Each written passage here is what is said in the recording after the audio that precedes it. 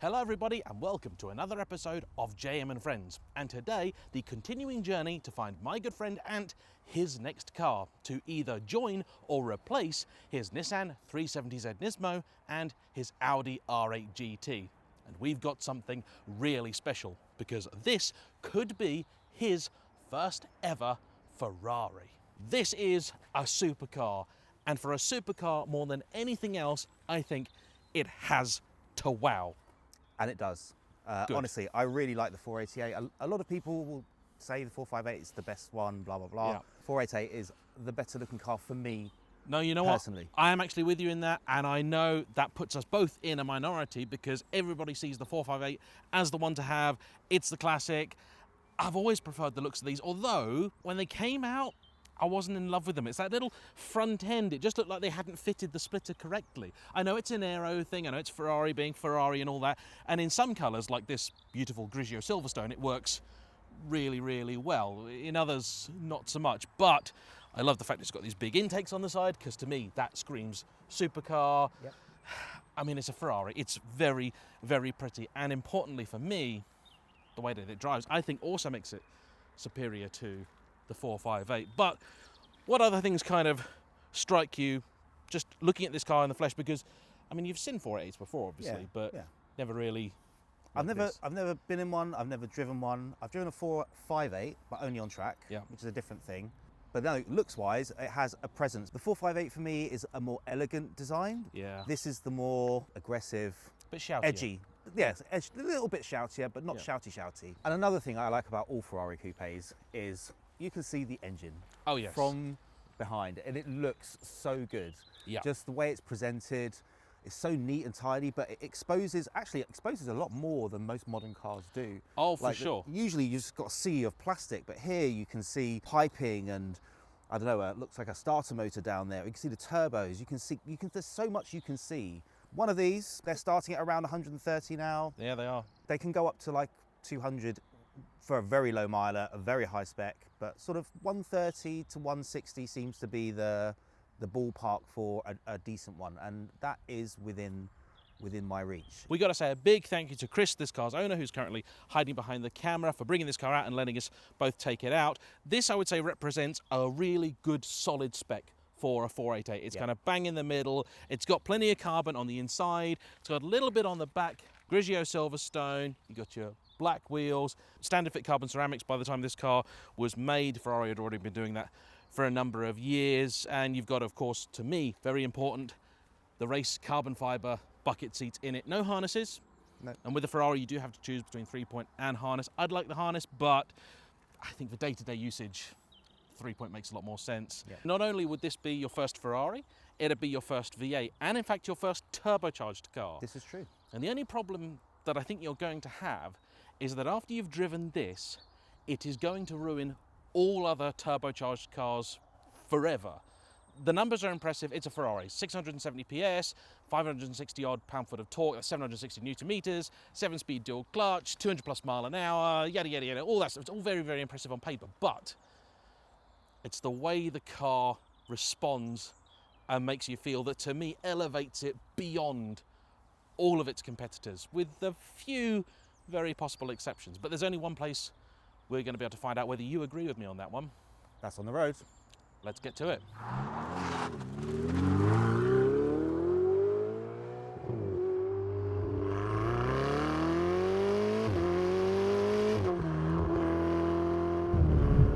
It is quick. It is quick.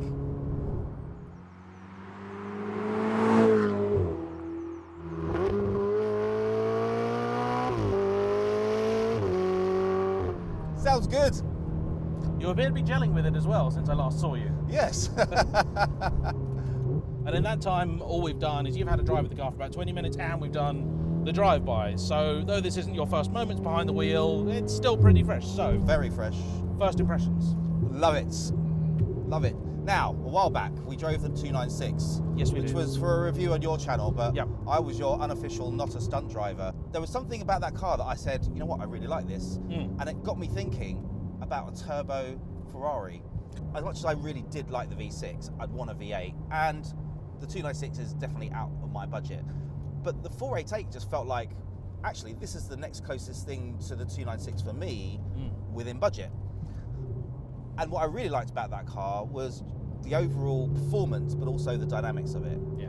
And I think this has actually got an awful lot of it.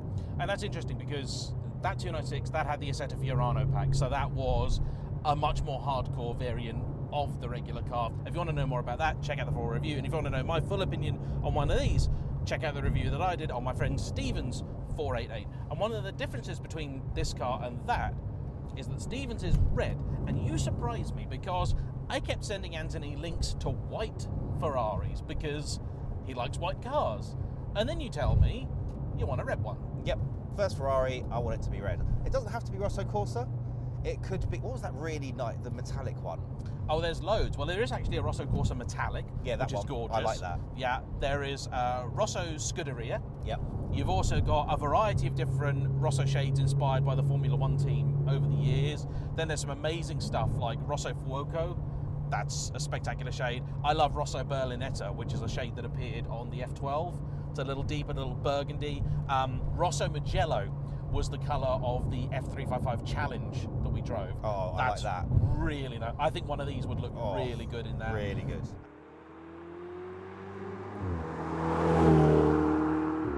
You never send me Ferraris. No. Like ever. No.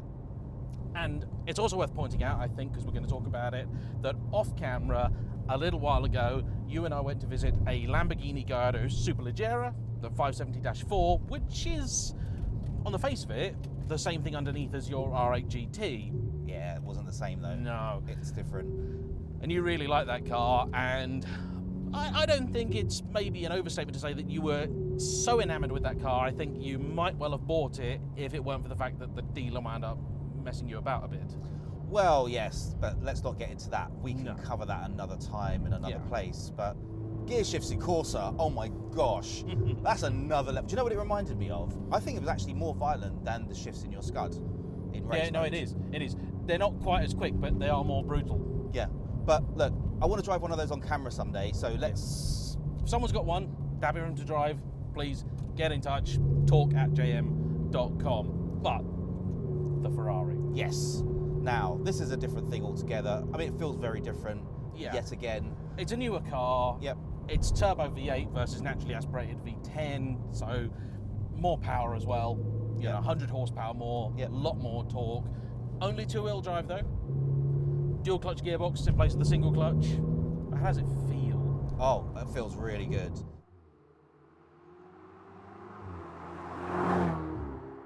Now I noticed that you've got the car in race mode because... Is there any other mode? Well, yes there are. And actually, not every Ferrari is race mode my favourite, but with the 488 it is, because it makes a big difference to the gearbox. Yeah, not anywhere near as much drama as the other vehicles that we've mentioned, but it's got enough. And I'm taken to this car really, really quickly. I like these seats. The seats are very good. Like for me, whenever I've been looking, you know, doing the classic Auto Trader window shopping, if I'm going to suggest something to you, it has to have the bucket seats. 100%. I actually haven't sat in the comfort seats, if that's what they're called. Yeah, they're not bad. It's just you want these. I can imagine sitting in these seats for hours. Oh yeah. I could not sit in the GT seats for hours. I'm actually worried if we do a trip that we've been talking about, if I do it in the R8, I'm going to have to allow lots of extra time for stops. Yeah. Whereas with this, I don't think I would. I would have told Damani to pack a crowbar if you take the GT. But at the same time, the seats do still give you lots of support and you do feel quite connected to the car. And they're beautiful. And they are very good looking seats, especially the back with all the carbon.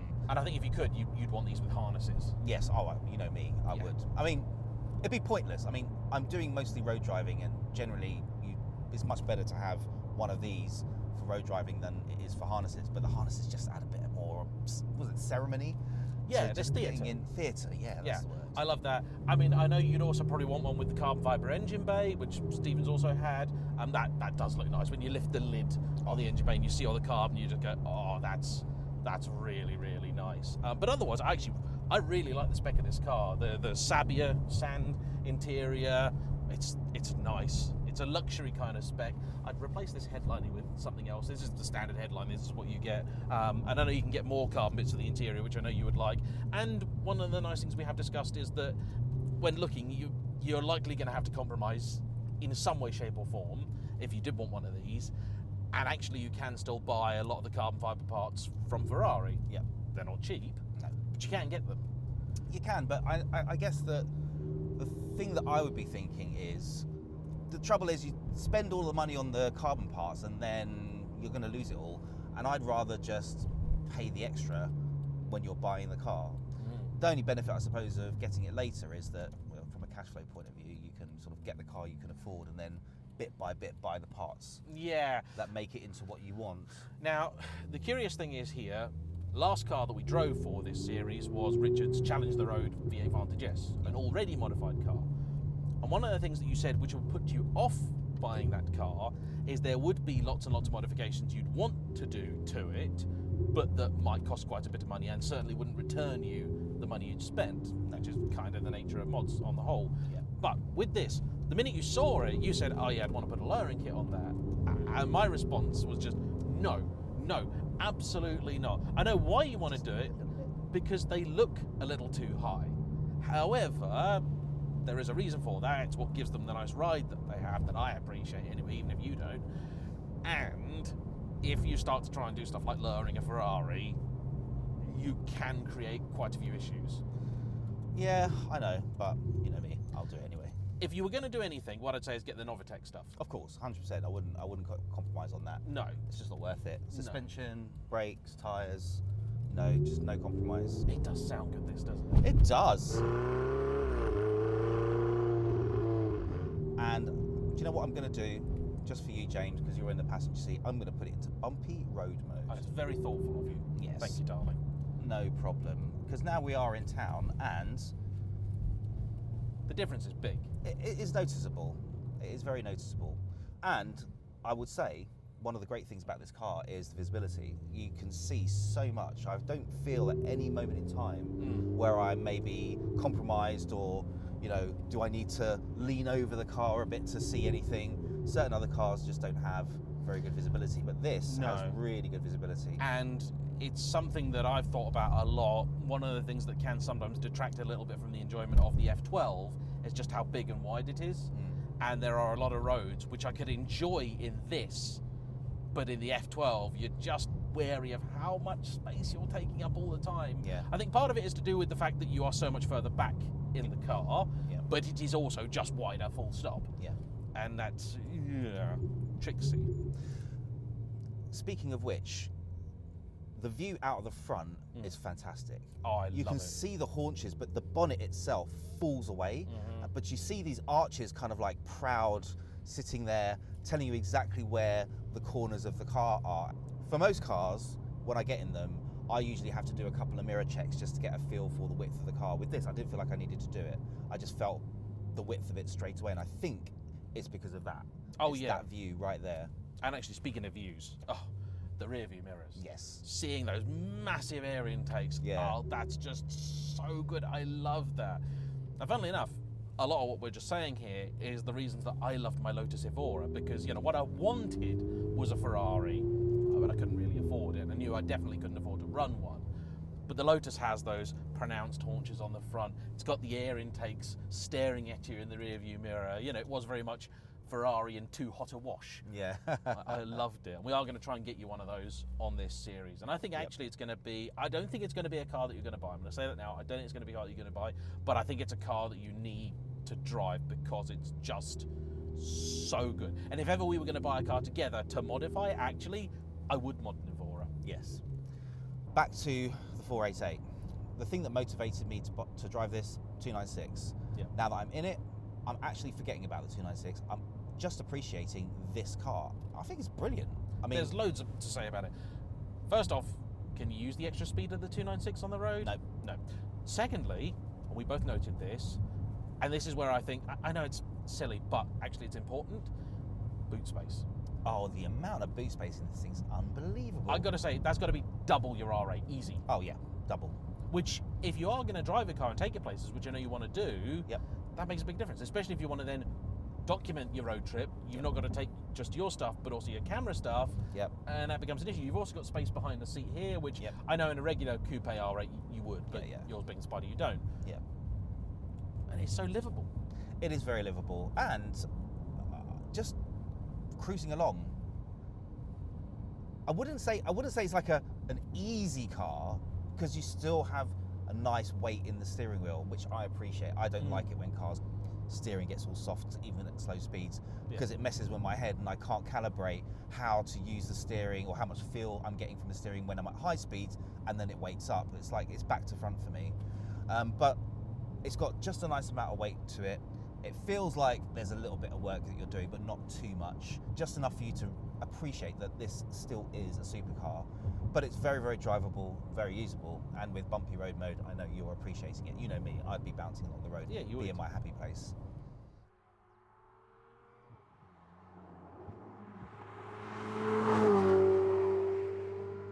Okay, so you like it to drive? I do.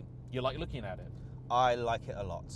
We also know that these are hypothetically within the budget range you've been looking at. Yeah. £130,000 starting point, and there appear to be lots of good ones for like 135, 140. It's not like you've got to spend another 50 grand to get one that you actually want. Yep. We were looking this morning, and there are plenty which are attainable. Yeah. Real world running stuff, and this is where it's going to be a bit different to the R8. Now the R8 already has ceramics on it. Yep. So this is going to be no different. I know a lot of people get scared by ceramics. Yeah, but the discs do last considerably longer than steels. Yeah, they do. It's fine. It's honestly not something that concerns me anymore. No. Also, it's another one of these reasons that if you go on the internet and you read all the horror stories about every car, you're never going to buy one ever. No. You just wouldn't. Yeah, so let's not worry about that. Yeah. Ceramics, fine. Now, warranty, that's a trickier issue. If you buy from a Ferrari main dealer, they're almost certainly going to be giving you a year or two's worth of Ferrari warranty. And one of the nice things about these is you can warranty them up to 15 years old, at which point it won't cover everything, but it will cover the big bits, engine and gearbox and whatnot. However, if you buy a car elsewhere, that warranty is over £3,000 a year. And I think you have to have the car inspected as well up front. So I personally wouldn't actually run the car with a warranty if it didn't already come with one, just because of the cost of it. So your Audi warranty, how much is that? The first year 1,800, then renewal 900. And that's a no-brainer. Yeah. Like, absolute no-brainer. And I know you've had use of it as well. Yeah. Hey, do you know the Lamborghini Aventador warranty is now £9,000 a year?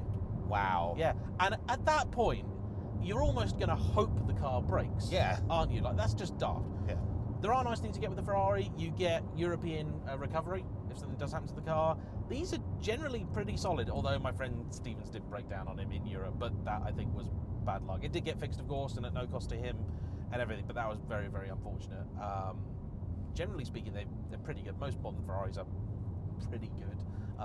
I don't think you're going to have any more issues with one of these than you actually would with your R8. Really. Well, let's hope we don't have as many issues with this as I did with the R8, because that first year was not no, cool. But not all of those were the car's fault. That's true. Servicing and everything. And not mine either, just saying. Servicing and everything is going to be a bit more, but again, not horrific. Like, it's a known quantity. It's not £4 grand a service or anything. You need £1,000 or £2,000 for big ones type thing. Like, it's not bad. Depending on the age of these that you buy, they might even have a few free services still left, because these came with these 7-year free servicing. That's true. Which is another good thing, because it means, generally speaking, for the first 7 years, the car will have only seen Ferrari main dealers, because why would you take it anywhere else if it's free? Although, believe it or not, some people do take their car elsewhere. Yeah. Some people, I think, actually believe that it's not true. Like, you don't really get free servicing. No, you really do. And it's unlimited mileage. Yeah. As many services as your car needs in the first 7 years, you'll get. Yeah. Like, why wouldn't you? Yeah, and people take the car elsewhere and pay.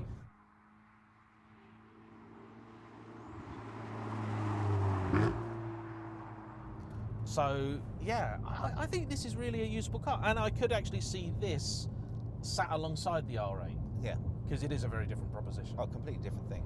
Like, the GT is the car that I'd take out on a particularly sunny day where I want to have the roof down experience and probably save that for more of a kind of, black down the country lanes an hour or two and then park it up and put it away. Whereas this, I could take this on a road trip to Scotland, to Germany, to wherever. Yeah, much more drivable. Yeah, but when you get there, still fun? Yes, definitely lots of fun.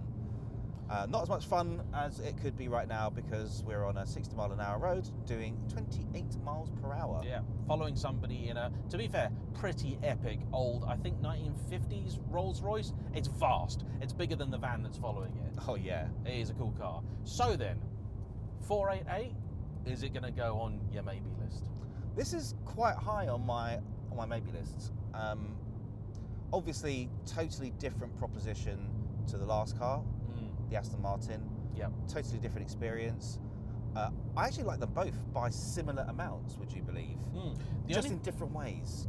The only thing I'm feeling from this seat and knowing you as I do is that we drove off camera the Gallardo, drove on camera the Vantage, and I would say that you seem to have a little more fun in both of those cars. I felt like. In the Vantage and the Gallardo. The Gallardo felt like it suited you better.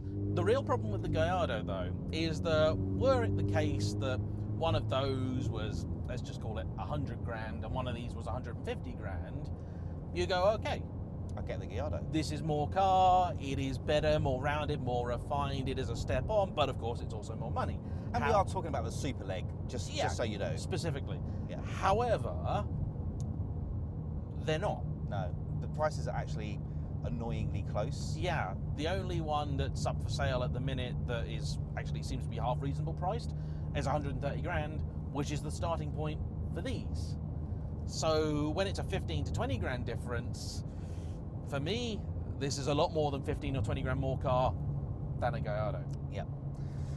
Oh gosh, if I was thinking about the Gallardo or this, I don't know. I have to drive a Gallardo again. And a Huracan. And a Huracan, actually, and a Huracan, because you can get those for similar price to one of these as well. Yeah. Yeah, we have to also try and find you a perf. So if anybody out there watching has got a Huracan of any description, I think at this point in time, let's not be picky. Nope. That he can have a go of. I'd actually also quite like a go of another one, because the only one I've driven is the Evo rear-wheel drive. I'd like to see what the early Huracans are like too, because you know what? Even though I didn't enjoy the experience of the Evo rear-wheel drive, I keep looking at Huracans and going, they're good-looking cars. They are very good-looking cars. Obviously, I have a particular desire for a perf, but that's just because I always generally prefer the edgier car. Yeah. Which is actually a good point. With this is not the special edition edgier car. This is the base model. Yeah. And I still like it. Yes. I still like it a lot. Common or garden variety. Also, let's be honest here, you've been spoiled with the GT because it's very, very rare for the special version to be quite as similarly priced. I mean, look at the Scuderia, it's £100,000 over a regular 430. A Speziale is double the price of a 458. A Pista is double the price of a 488. You know, and the Super Leg, again, it's quite a bit more money than a regular Gallardo. A perf is quite a bit more money than the equivalent in a similar age Huracan. This is a really good car, though. It is a really good car. So I think we've concluded so far, James, your choice of potential cars for me has been exceptionally good and totally on point. The only thing I don't think I've had enough opportunity to do in this car just yet is actually drive it, because we've been stuck in traffic this whole time. So if you don't mind, please be my guest. Woo.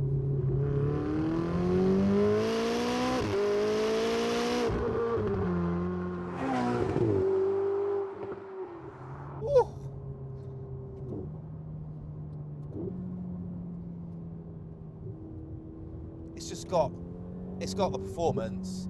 Yeah. It's more than you need on the public road, as with any supercar. And it's got the drama!